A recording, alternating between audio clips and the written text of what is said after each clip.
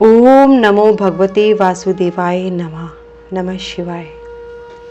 आमला की एकादशी व्रत कथा इस प्रकार से है। मांधाता बोले कि हे विशिष्ट जी, यदि आप मुझ पर कृपा करें तो किसी ऐसे व्रत की कथा कहिए जिससे मेरा कल्याण हो। महर्षि वशिष्ठ बोले कि हे राजन, सब व्रतों से उत्तम और अंत में मोक्ष देने वाले आमलकी एकादशी के व्रत का वर्णन मैं तुमसे करता हूँ। यह एकादशी फाल्गुन माह के शुक्ल पक्ष में होती है। इस व्रत के करने से समस्त पाप नष्ट हो जाते हैं। इस व्रत का फल 1000 गोदान के बराबर होता है। अब मैं आपसे एक पौराणिक कथा कहता हूँ, आप ध्यान पूर्वक सुनिए। एक वैदिश नाम का नगर था जिसमें ब्राह्मण, क्षत्रिय, वैश्य और शूद्र चारों वर्ण आनंद सहित रहते थे। उस नगर में सदैव वेद ध्वनि गूंजा करती थी तथा पापी, दुराचारी तथा नास्तिक उस नगर में कोई नहीं था। उस नगर में चैत्रथ नाम का चंद्रवंशी राजा राज्य करता था। वह अत्यंत विद्वान तथा धर्मी था। उस नगर में कोई भी व्यक्ति दरिद्र व कंजूस नहीं था। सभी नगरवासी विष्णु भक्त थे और आबाल वृद्ध स्त्री पुरुष एकादशी का व्रत किया करते थे। एक समय फाल्गुन मास के शुक्ल पक्ष की आमलकी एकादशी आई। उस दिन राजा, प्रजा तथा बाल वृद्ध सबने हर्ष पूर्वक व्रत किया। राजा अपनी प्रजा के साथ मंदिर में जाकर पूर्ण कुंभ स्थापित करके धूप, दीप, नैवेद्य, पंचरत्न आदि से आंवले का पूजन करने लगे और इस प्रकार स्तुति करने लगे। हे धात्री, तुम ब्रह्म स्वरूप हो, तुम ब्रह्मा जी द्वारा उत्पन्न हुए हो और समस्त पापों का नाश करने वाले हो। तुमको नमस्कार है। अब तुम मेरा अर्घ्य स्वीकार करो। तुम श्री रामचंद्र जी द्वारा सम्मानित हो। मैं आपकी प्रार्थना करता हूँ, अतः आप मेरे समस्त पापों का नाश करो। उस मंदिर में सबने रात्रि को जागरण किया। रात के समय वहां एक बहेलिया आया जो अत्यंत पापी और दुराचारी था। वह अपने कुटुंब का पालन जीव हत्या करके किया करता था।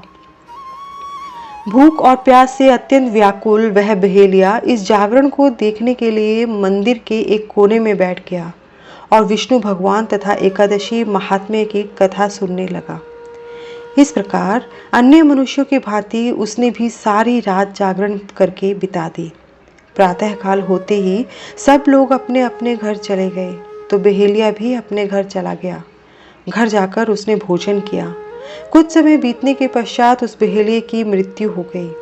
मगर उस आमलकी एकादशी की व्रत तथा जागरण से उसने राजा विदुरथ के घर जन्म लिया और उसका नाम वसुरथ रखा गया। युवा होने पर वह चतुरंगिनी सेना के सहित तथा धन धान्य से युक्त हो 10,000 ग्रामों का मालिक का पालन करने लगा। वह तेज से सूर्य के समान, कांति में चंद्रमा के समान, वीरता में भगवान विष्णु के समान और क्षमा में पृथ्वी के समान था। वह अत्यंत धार्मिक, सत्यवादी, कर्मवीर और विष्णु भक्त था। वह प्रजा का समान भाव से पालन करता था। दान देना उसका नित्य कर्तव्य था। एक दिन राजा शिकार खेलने के लिए गया। दैव योग से वह मार्ग भूल गया और दिशा ज्ञान न रहने के कारण उसी वन में एक वृक्ष के नीचे सो गया। थोड़ी देर बाद पहाड़ी म्लेच्छ वहां आ गए और राजा को अकेला देख मारो मारो शब्द करते हुए राजा की ओर दौड़े। म्लेच्छ कहने लगे कि इसी दुष्ट राजा ने हमारे माता पिता, पुत्र पौत्र आदि अनेक संबंधियों को मारा है तथा देश से निकाल दिया है, अतः इसको अवश्य मारना चाहिए। ऐसा कहकर वे म्लेच्छ उस राजा को मारने दौड़े और अनेक प्रकार के अस्त्र शस्त्र उसके ऊपर फेंके। वे सब अस्त्र शस्त्र राजा के शरीर पर गिरते ही नष्ट हो जाते और उसका वार पुष्प के समान प्रतीत होता। अब उन म्लेच्छों के अस्त्र शस्त्र उल्टा उन्हीं पर प्रहार करने लगे, जिससे वे मूर्छित होकर गिरने लगे। उसी समय राजा के शरीर से एक दिव्य स्त्री उत्पन्न हुई। वह स्त्री अत्यंत सुंदर होते हुए भी उसकी भ्रुकुटी टेढ़ी थी। उसकी आंखों से लाल लाल अग्नि निकल रही थी, जिससे वह दूसरे काल के समान प्रतीत होती थी। वह स्त्री मलेच्छों को मारने के लिए दौड़ी और थोड़ी ही देर में उसने सब मलेच्छों को काल के गाल में पहुंचा दिया।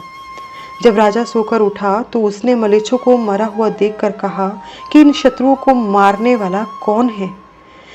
इस वन में कौन मेरा हितैषी रहता है? वह ऐसा विचार कर ही रहा था कि आकाशवाणी हुई, हे राजा, इस संसार में विष्णु भगवान के अतिरिक्त कौन तेरी सहायता कर सकता है?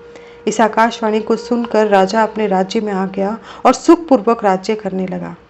महर्षि वशिष्ठ बोले कि हे राजन, यह आमलकी एकादशी का व्रत का प्रभाव था। जो मनुष्य इस आमलकी एकादशी का व्रत करते हैं वे प्रत्येक कार्य में सफल होते हैं और अंत में विष्णु लोक को जाते हैं। तो बोलिए विष्णु भगवान की जय। ओम नमो भगवते वासुदेवाय नमः। नमः शिवाय। नमः शिवाय।